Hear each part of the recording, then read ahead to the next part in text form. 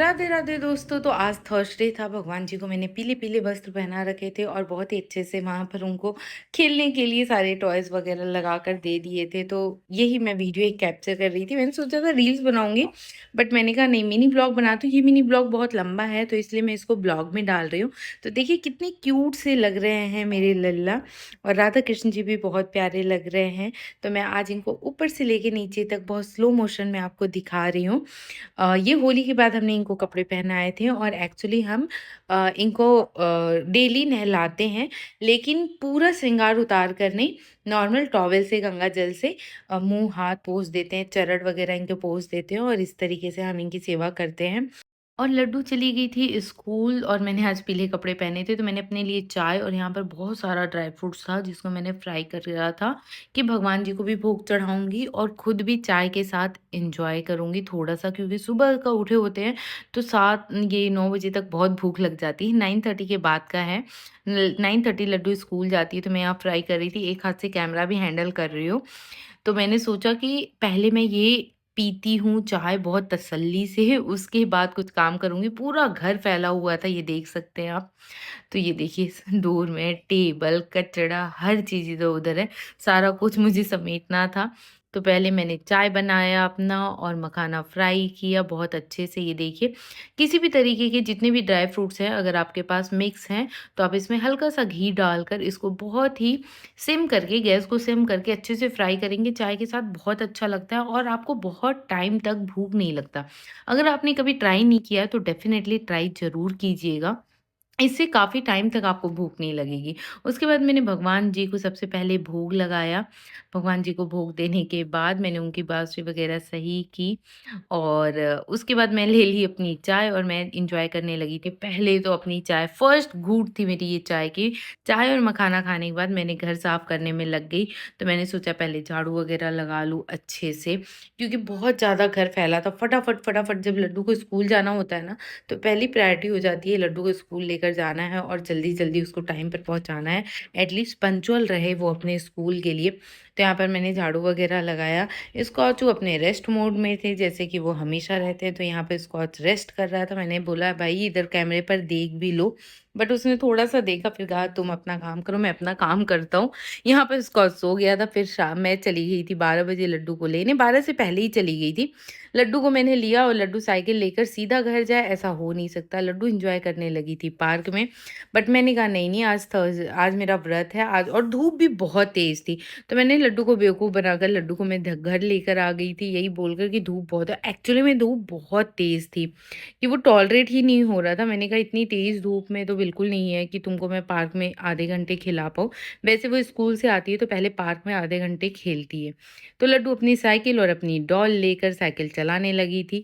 बहुत से लोग इसको मोटरसाइकिल बोलते हैं, बट मेरी आदत है साइकिल की। जब मैं स्कूल में बोलती हूँ साइकिल ना, तो मैम लोग बोलती है मोटरसाइकिल है ये। बट कोई बात नहीं, मेरी आदत हो गई है। मैं होप कि करेक्ट कर लूँ इस बात को कि ये मोटरसाइकिल है, साइकिल नहीं है। जिसमें 3 पहिए होते हैं वो मोटरसाइकिल होते हैं। यहाँ घर आए तो देखो स्कॉचू का प्यार लड्डू के प्रति बहुत ज़्यादा था। लड्डू भी बहुत प्यार करते और लड्डू को बहुत अच्छा लगता है। जब लड्डू स्कूल से आती है ना घर पर, तो उसको बहुत अच्छा लगता है कि स्कॉच उसको बहुत ज़्यादा प्यार करता है। जैसे हम घर आते हैं हमें लगता है ना कोई वेलकम करे, तो वही सेम चीज़ मुझे लगता है लड्डू हमेशा उम्मीद करती है कि स्कॉच उसका वेलकम करेगा और लड्डू उसको बहुत ज़्यादा प्यार करने लगती है। स्कॉच तो हटता ही नहीं है लड्डू के सामने, आप देख भी सकते हैं। ये देखो किस तरीके से एक-दूसरे को ये मतलब इतनी तेज़ धक्का मार देता है, और मना भी करते रहो तो नहीं, उसको तो लड्डू चाहिए। लड्डू स्कूल से आती है तो उसको लगता है ओहो! ये बहुत बड़ा काम करके आई है। और मैं दूध का ये बाहर ही रख कर गई थी, भैया आते तो लॉक था, तो भैया ने दूध इसमें डालकर चले गए थे। उसके बाद लड्डू आई, लड्डू को कपड़े चेंज किए मैंने और लड्डू को दिया मैंने दूध 1 ग्लास पीने के लिए, और वो देखने लगी थी राधा कृष्ण जी। उसका ये रूटीन फिक्स किया हुआ है मैंने। फिर दोपहर हो गई थी, उसका खाना भगवान जी को भोग-वोग लगाने के बाद मैं लेकर आ गई थी लड्डू के लिए लौकी और आलू की सब्जी और चावल। तो लड्डू को मैंने खिलाया।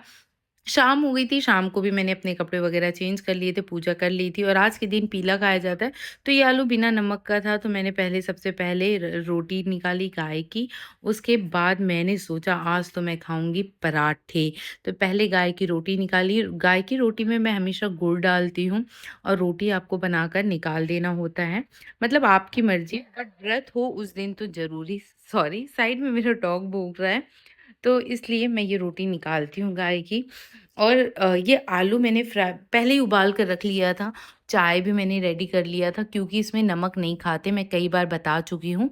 तो मैं नमक कुछ तो मैं ढूँढ रही थी, अभी याद नहीं आ रहा है क्या ढूँढ रही थी। यहाँ पर लल्ला को मैंने शाम को एप्पल दिया था जो मुझे उठाना था अभी, और फिर मैंने अपने स्टार्ट किया पराठे बनाने, गरमा-गरम पराठे, ओहो! चाय के साथ।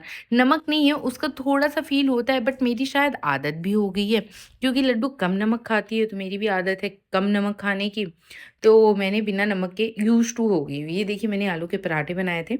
व्रत वाले दिन आप कुछ भी बना सकते हैं आलू का, और लेकिन बस उसमें नमक ना हो और वो पीला ज़रूर होना चाहिए। तो मैंने अपने पराठे बनाए, एक मैंने बेल लिए थे, 2 पराठे मैंने बनाए कि भगवान जी को भी भोग लगाऊँगी वापस से, तो पराठे मेरे रेडी हो गए थे।